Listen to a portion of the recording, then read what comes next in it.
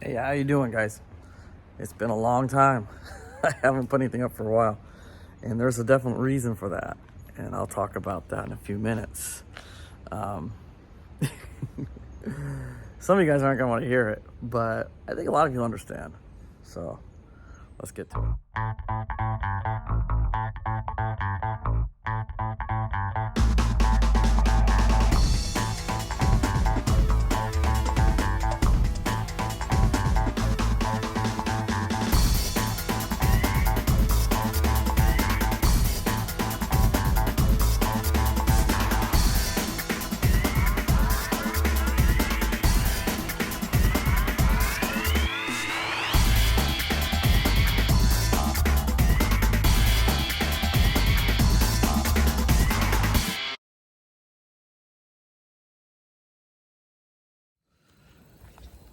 All right, I'm at a more private spot, kinda.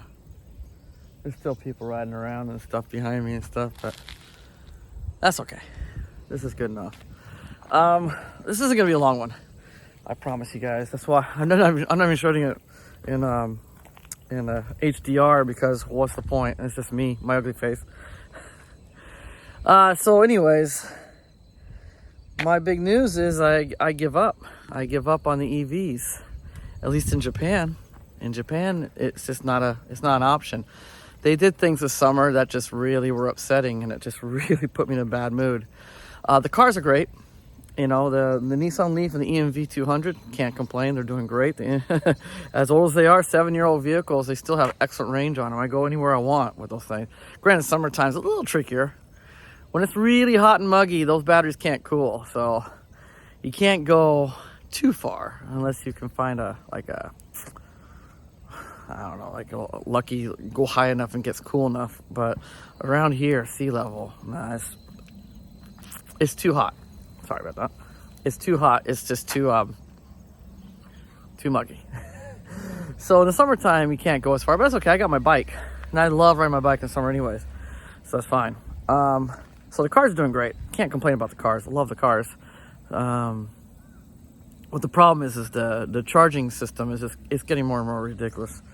I told you that Nissan's raised the rates. They're pretty sky high now. If I were to, the cheapest plan is just to have the car just $40 a month, but then it's like really expensive per minute. They claim they can't charge by the kilowatt hour over here. The government forces them to charge by the minute. Well, if you have a large capacity battery, you know, in a 30-minute time, you're going to get a lot more juice into that battery than like a battery like a 24 kilowatt hour battery pack. So in a way, the by minute thing's a ripoff for people smaller batteries. You know, if you got like a 40 or preferably 60 kilowatt hour battery pack, you're going to do pretty good in 30 minutes compared to a 24 kilowatt hour battery pack. Yeah, they're making noise. I think they're having a problem with pigs, probably. Well, they have a lot of wild pigs around here, so they shoot guns and set off explosions and stuff to keep the pigs away, and monkeys, but I don't think we have any monkeys around here, so it's probably pigs. I see a lot of pig traps, boar traps around the place. So if you hear any banging, that's what that says. So anyways, it's just when my card's going to expire about 1.5 years. That card where I can, for $20 a month, a little more, but around $20 a month, I can charge as much as I want for pretty much almost any location, and it's just one flat rate, $20 a month. When that expires, I go to a much more expensive charging system, and with my smaller capacity battery packs, I'm not too thrilled about that. I can still charge from the house, and that'll probably be what I'll do. I'm definitely going to hold on to the van. My wife and I have decided the van is just awesome. We like it way more than the Leaf even. The Leaf is a really fun car to drive, comfortable, and very, just really minimalist kind of design on the inside. It's really nice. But the van's just so much more practical, and we don't lose a lot of range. Right now, because the Leaf's battery pack is a little bit ahead of the van on degradation, just a little bit. The van gets about the same range, if not a little bit better than the Leaf per charge. So we're going to stick with the van. The van's 7 years old as well, and it's doing great. And what I'll probably do is I even said I'm willing to buy one more battery pack. I haven't decided we're going to do a 40 and convert. The problem is Japan, once again, man. It's not like Australia or New Zealand where those guys get our used cars and they can convert into 40s or whatever. It's not so easy. Japan's just, once again, really strict. And if I go to the dealer, they're not going to let me do 40. They're going to only let me do 24 kilowatt upgrade on the EMV 200. Their thing is, if you want a 40, you buy the 40. Well, the thing is, they sold the 40 for only 1 year over here, and then they stopped selling the EMVs altogether in Japan. You can't even buy them anymore.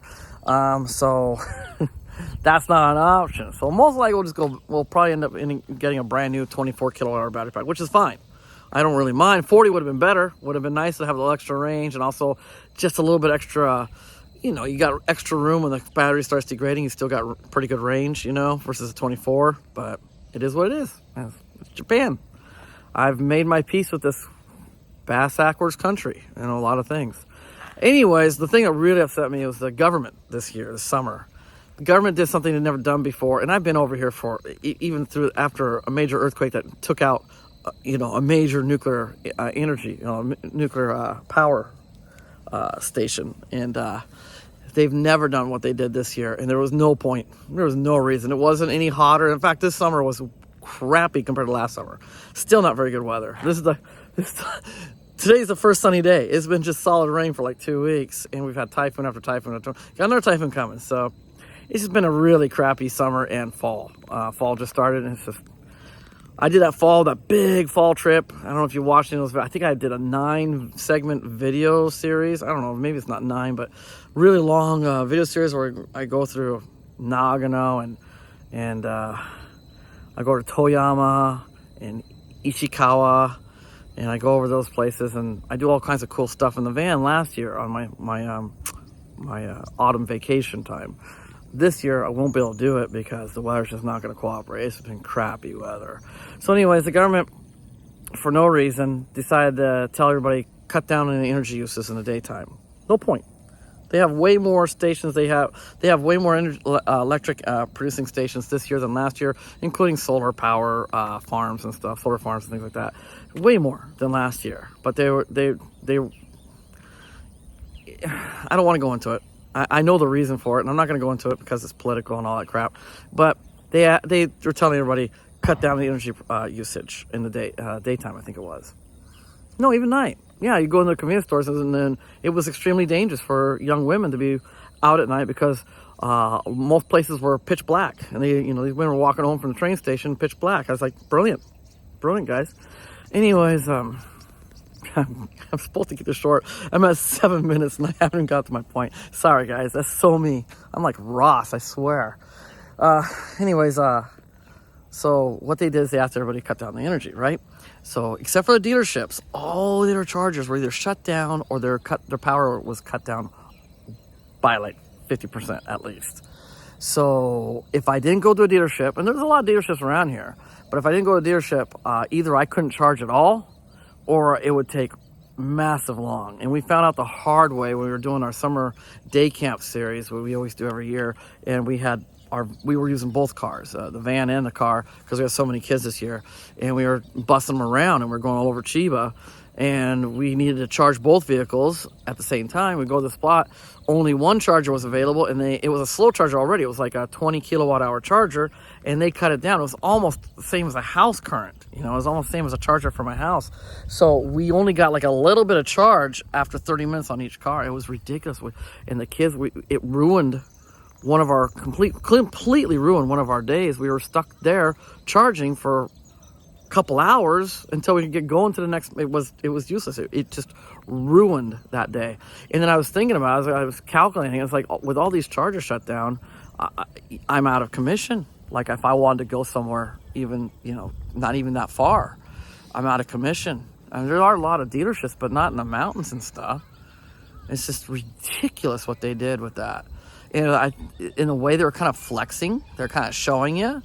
I felt like they didn't do anything to the gasoline cars. They had gas stations open the whole time and stuff. But all the charging network, the whole charging grid, was extremely affected by the stupid thing they were doing this summer. And it's still going on right now. It hasn't ended yet. I'm hoping October will be over. But that was just, it was really painful for no reason. There wasn't even a good reason for it, not yet. And I was thinking to myself, wow, I'm at the mercy of these idiots. And it's bad enough, you guys people complain about gasoline and gas stations and prices and stuff, and you're at the mercy of them. It's just as bad with electric cars, man. Just as bad. They can shut down the grid pretty easily for no good reason.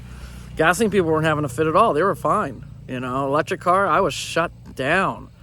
It really ruined our summer day camp. I had to rethink things right in the middle of our day camp. We already had the itinerary all set up for the whole week.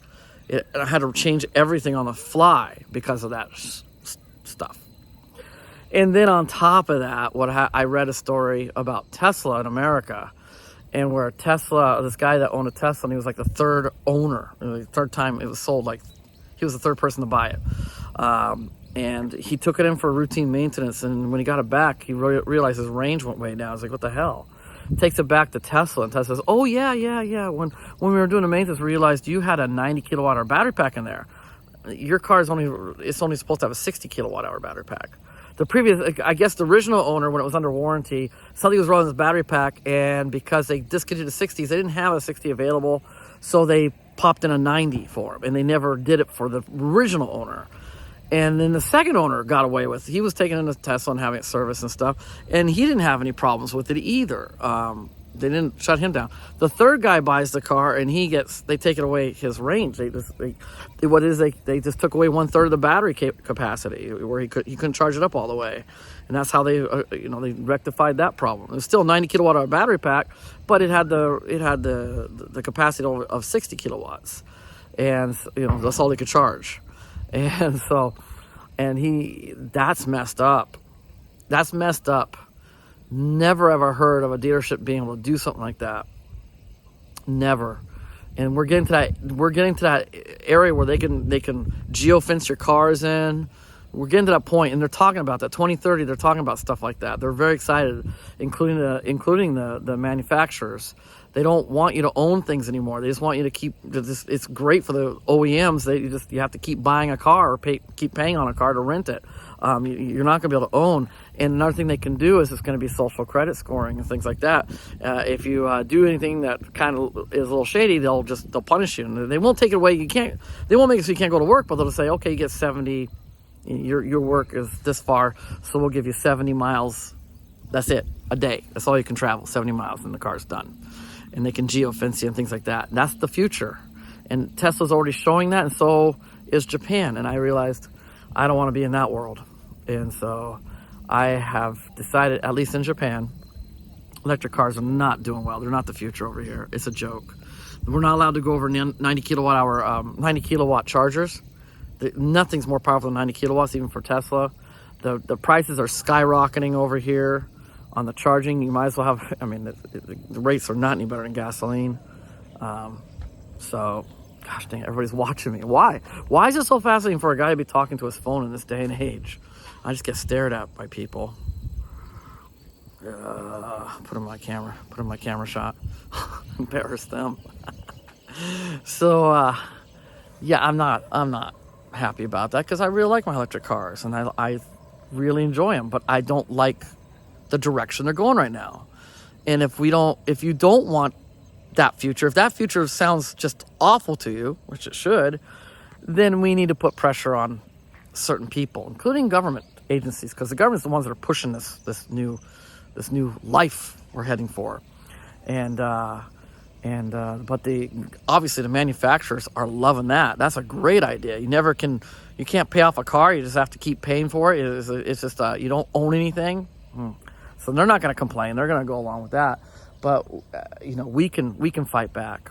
By just voting with our pocketbooks, telling them we don't agree with this. Now I don't know how it is over in America, but with the charging networks and stuff. But over here, that's how it's going. It's not going well. And it's just getting worse. We don't even make up 1% of the cars. Electric cars aren't even 1% of the cars in Japan on the roads. Not even 1% of the cars out there are electric.